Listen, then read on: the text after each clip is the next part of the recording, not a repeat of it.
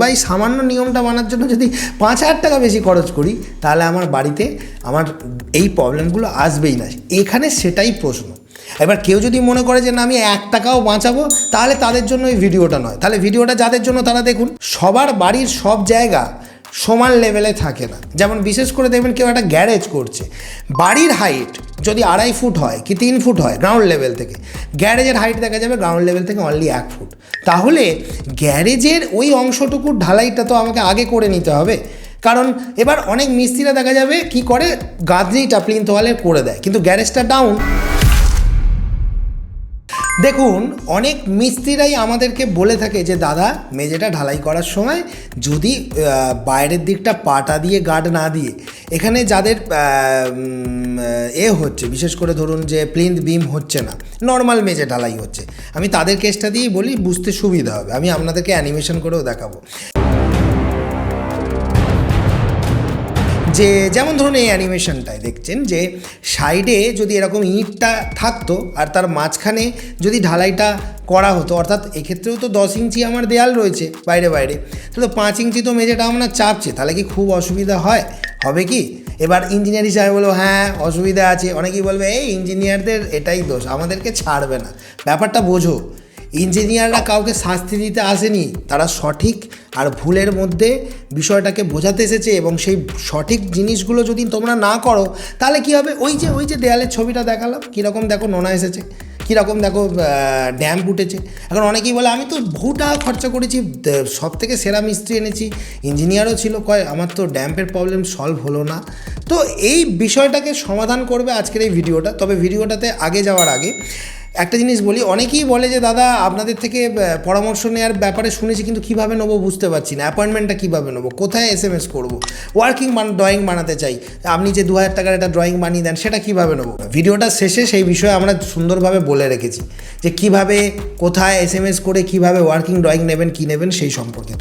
এই ভিডিওটার যখন শেষ অংশটা আসবে ওখানে 1.5-2 মিনিট একটু ধৈর্য ধরে দেখবেন, তাহলেই বুঝতে পারবেন যে পরিষেবা আমাদের থেকে কীভাবে আপনারা পেতে পারেন, কীভাবে সুন্দর সুন্দর নকশা অল্প টাকায় আপনারা পেতে পারেন। অনেকেই আছে যারা বোঝে না যে দাদা আজকালকার দিনে একটা মানে যদি আপনার ছেলেটার বা মেয়েটার অন্নপ্রাশনের যদি শুটিং করাতে যান, সেখানে আপনার অ্যালবাম বানাতে যান, 10-20 হাজার টাকা খরচা আছে। সেখানে একটা ইঞ্জিনিয়ার তার সারা জীবনের বাড়ির 2-3 হাজার টাকায় যদি ড্রয়িং দিয়ে দেয়, এর থেকে সস্তায় গোটা বিশ্বে কেউ ড্রয়িং দেয় না। যারা অশিক্ষিত, যারা জানে না, তারা উল্টোপাল্টা কমেন্ট করে থাকে, কিন্তু যারা জ্ঞানমাল লোক, যাদের মাথায় বেসিক সেন্সটা আছে, তারা জানে যে কুমারদা যে সুলভ মূল্যে মাত্র 200 টাকায় একজন মানুষ তার সমস্যা সমাধান করে নিচ্ছে, যেখানে একটা ইঞ্জিনিয়ার ওই একই সমাধান হয়তো তার থেকে আরও বাজে ডিসকাশান হবে, সেখানে 2-3 হাজার টাকা গিয়ে সামনাসামনি বলে, সে ছবি পাঠাচ্ছে আমাদেরকে, বলে দাদা এইটা প্রবলেম হয়েছে, কী করে সমাধান করবো, 200 টাকায় দিয়ে নিচ্ছে। কে দিচ্ছে? কুমারদা দিচ্ছে। তো যাই হোক, সবার তো মন জয় করা যায় না, কিছু লোকের ভালো লাগে,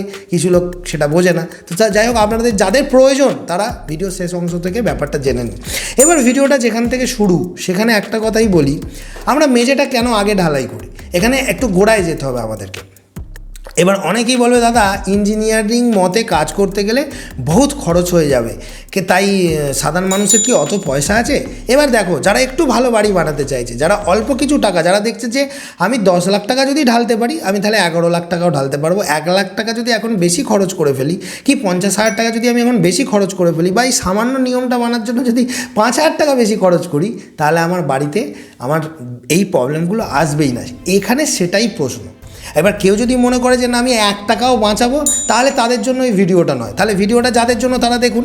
এখন ঘটনা যেটা সেটা হচ্ছে যে আমরা আগে কি করতাম, আমরা প্লিন্থ ওয়ালের গাঁথনি করতাম, ঠিক যেমন ছবিতে দেখছেন। গাঁথনি করার পর আমরা ড্যাম্পপ্রুফ ঢালাই একটা ডিপিসি দিতাম, ওই 2 থেকে 3 ইঞ্চির ভিতর। সেই ডিপিসি দেওয়ার পর তারপর উপর থেকে আবার সুপার স্ট্রাকচার, অর্থাৎ উপরের গাঁথনি শুরু করে দিতাম। তারপর লিনটেল হতো, তারপর ছাদ হতো, এবং ছাদ ঢালাইয়ের পর মানুষের পয়সা কড়ি হওয়ার পর অনেক সময় দেখা যায় মেঝেটা তারপরে ঢালাই হতো। এবার তখন কি করে মেঝে ঢালাই হবে? তখন দেখা যেত অনেক জায়গায় যারা সাধারণ মানুষ আছে কি করতো, একটা ঘরেতে ইটের সোলিং করে নিত, তারপর 1/2 ইঞ্চি পাথর দিয়ে 2-2.5 ইঞ্চি ঢালাই করে মেঝে ঢালাই করে নিত।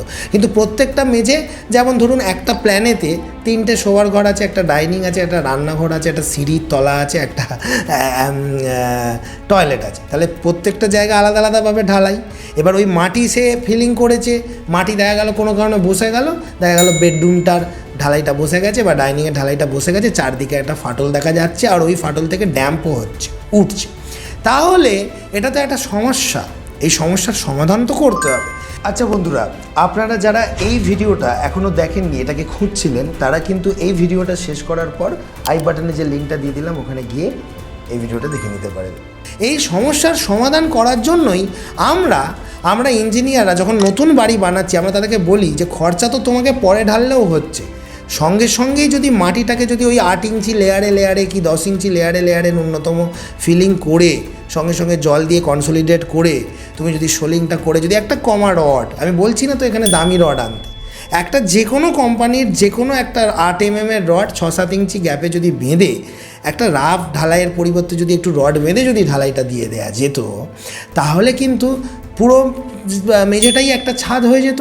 তাহলে নিচে থেকে ড্যাম্পও উঠতো না, আর আলাদা আলাদা করে ওই ডাইনিংয়ের পার্টটা ওই বেডরুমের পার্টটা বসে যাওয়ার ভয় থাকতো না। যেমন এখানে আমরা আগে পুরো মেঝেটা ঢালাই করে নিচ্ছি। বোঝাতে পারছি না, আশা করি বুঝে গেছো।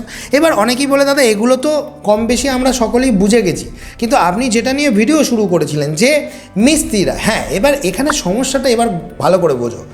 সবার বাড়ির সব জায়গা সমান লেভেলে থাকে না। যেমন বিশেষ করে দেখবেন কেউ একটা গ্যারেজ করছে, বাড়ির হাইট যদি 2.5 ফুট হয় কি 3 ফুট হয় গ্রাউন্ড লেভেল থেকে, গ্যারেজের হাইট দেখা যাবে গ্রাউন্ড লেভেল থেকে অনলি 1 ফুট।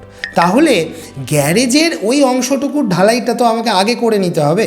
কারণ এবার অনেক মিস্ত্রিরা দেখা যাবে কি করে, গাঁথনিটা প্লিন্থ ওয়ালের করে দেয়, কিন্তু গ্যারেজটা ডাউন, তাহলে গ্যারেজটা তো ডাউন, তাহলে গ্যারেজটা ঢালাইটা যদি আমি আগে না করি, তাহলে যে অংশটা অলরেডি ঘরের দিকে রয়েছে সেই দিকে তো আমার গ্যারেজের ঢালাইটা ঢুকবে না, তাহলে তো ওখানটা আবার কাটা সার্ভিস হয়ে গেল।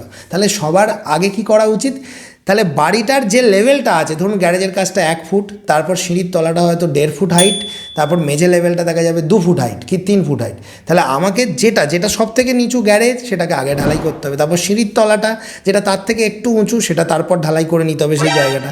তারপরের পার্টে যেটা সব একই লেভেলে গোটা মেঝেটা ঢালাই করতে হবে। 3টে আলাদা আলাদা পার্ট, এবং 3টে পার্টই কিন্তু দেয়ালের উপর চেপে যাচ্ছে। তাহলে কি হচ্ছে, এই যে স্ট্রেংথ আমি যে একটা বললাম যে কমা রড দিয়ে বেঁধে দিতে, তাহলে ওই রডটা তো আমার দেয়ালের মধ্যে ঢুকলো, তাহলে তো ওখানে আমার ঢালাইটা তো মাটিটা যদি কোনো কারণে একটু সেটেলও করে ওটা তো ছাদের মতো হয়ে গেল, ওটা তো আর বসে ভেঙে ফেটে যাবে না, তাহলে নিচে থেকে ড্যাম্প ওঠার সম্ভাবনাটাও চলে গেল।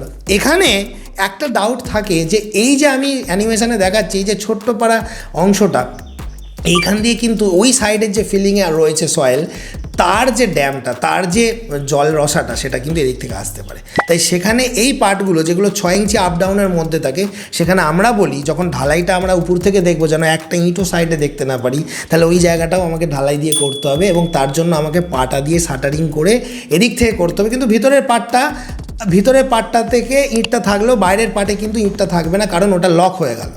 এবার এই জায়গাটাকে ভালো করে বোঝার চেষ্টা করুন আপনারা, যে মিস্ত্রি ভাইরা অনেক সময় আমাদেরকে রিকোয়েস্ট করে, আমাদের এখানেও যারা মিস্ত্রিরা আছে। আচ্ছা বন্ধুরা, আপনারা যারা এই ভিডিওটা এখনও দেখেননি, এটাকে খুঁজছিলেন, তারা কিন্তু এই ভিডিওটা শেষ করার পর আই বাটনে যে লিঙ্কটা দিয়ে দিলাম ওখানে গিয়ে এই ভিডিওটা দেখে নিতে পারেন। ধরুন একটা 2000 কি 3000 স্কোয়ার ফিটের বিল্ডিং, এবার 3000 স্কোয়ার ফিটের বিল্ডিং, একটা মেঝে ঢালাই হচ্ছে, সোলিংও করেছে যেমন ছবিতে দেখছেন, রডও বাঁধা হবে, প্লিন্থ বিমও দেওয়া হচ্ছে, সব ঠিক আছে। এবার বাইরে একটা গাঁথনি থাকে, সেটা দেখা যাবে অনেক সময় প্লিন্থ বিম নেই, শুধুই মেঝে ঢালাই হচ্ছে।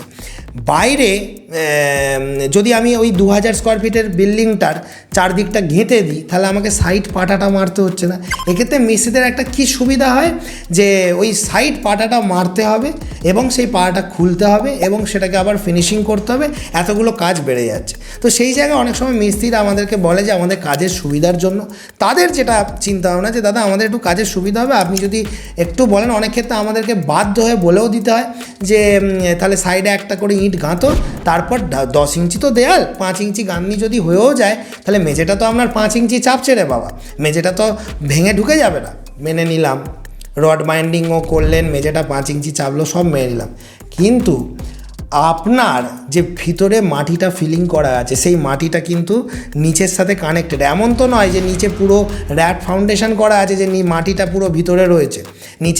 নিচের যে পৃথিবীর যে জলস্তর, সেই জলস্তর আপনার মাটিকে ছুঁতে পারছে না, তা তো নয়। কারণ বর্ষাকালে জলের লেভেল বাড়ার সাথে সাথেই ওই ভিতরে থাকা যেটা দিয়ে আপনি মাটি বা বালি দিয়ে যে মেঝেটা ভর্তি করেছে সেটা তো ভর্তি হচ্ছে, মানে সেটাও তো জলের সংস্পর্শে এসে ভিজে রসে যাচ্ছে। ওই মাটিটা যখন আমার সাইডে ইঁটের সাথে ঠেকে আছে, সেই ইঁটকে রসাচ্ছে। ইঁট তো জল টানে স্পঞ্জের মতো, সেই ইঁট জল টেনে টেনে উপর দিকে জল তুলছে ক্যাপিলারি দিয়ে। এবার ভেবে দেখুন, আপনি এই যে ইঁটটা অ্যারো দিয়ে দেখাচ্ছি 5 ইঞ্চি করে গেঁথে রেখেছেন, ওই ইঁটটা নিচে ইঁটের সাথে টাচ হয়ে রয়েছে।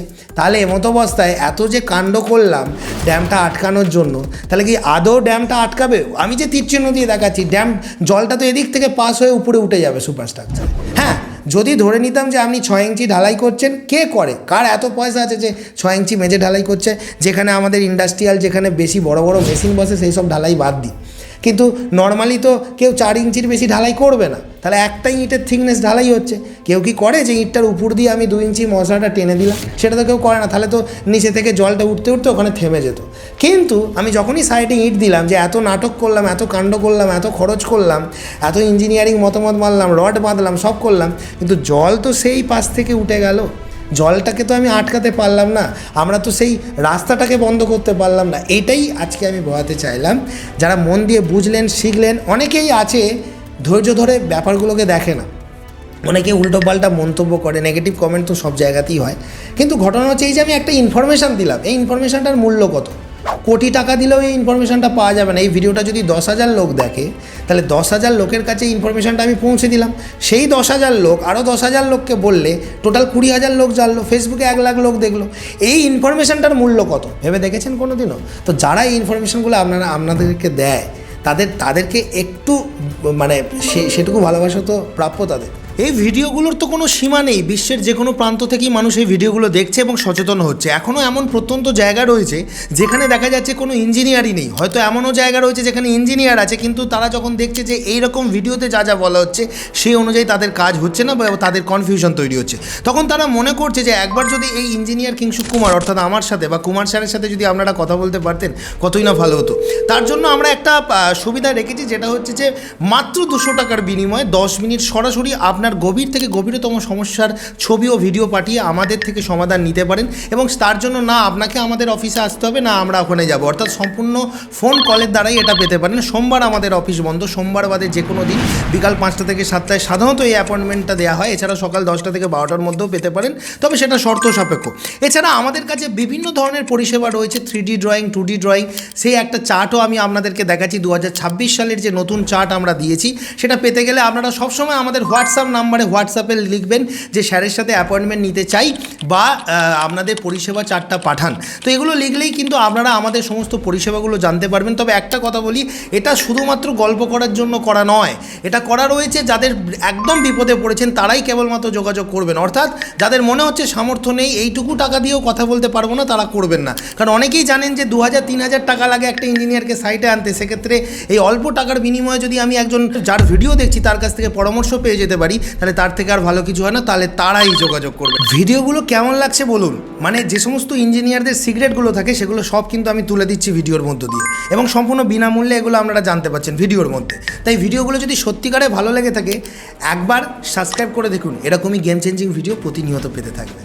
তো যাই হোক, ভিডিওটা কেমন লাগলো জানাবেন। আর যদি এই দুটো ভিডিও না দেখা হয়ে থাকে দেখবেন, আর মাঝের এই সাবস্ক্রাইব বাটনটি ক্লিক করলে এরকমই গেম চেঞ্জিং ভিডিও প্রতিনিয়ত পেতে থাকবেন।